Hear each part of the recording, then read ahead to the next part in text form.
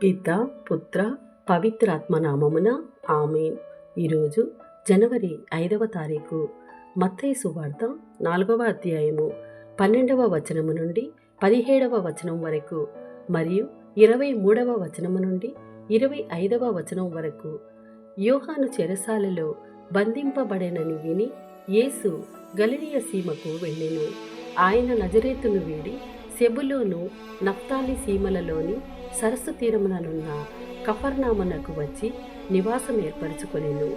సెబులోను Naphtali ప్రాంతములు గలిలయ సరస్సు తీరము యోర్దాను నదికి ఆవలి దిక్కున అన్యులు నివసించు గలిలయ సీమయందు అంధకారమున నివసించు ప్రజలు గొప్ప వెలుగును చూచిరి.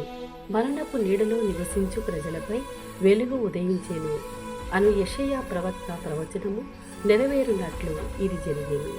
హృదయ పరివర్తనము చెందును, పరలోక రాజ్యము సమీపించి ఉన్నది అని యేసు అప్పటి నుండి జనులకు బోధింప ఆరంభించెను. యేసు గలిలయ ప్రాంతమంతటా పర్యటించుచు వారి ప్రార్థనా మందిరములలో బోధించుచు పరలోక రాజ్యపు సువార్తను గూర్చి ప్రసంగించుచు ప్రజల వ్యాధి బాధలనెల్లా పోగొట్టుచుండెను. ఆయన కీర్తి సిరియా దేశమంతటను వ్యాపించెను.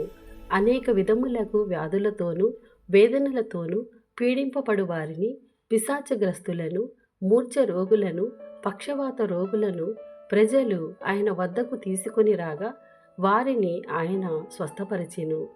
గలిలయ, దెకపొలి, యెరూషలేము, యూదయ ప్రాంతముల నుండి యోర్దాను నది ఆవలి దిక్కు నుండి ప్రజలు తండోపతండములుగా యేసును వెంబడించిరి. ఇది ప్రభుని వాక్కు. సర్వేశ్వరునికి వందనములు.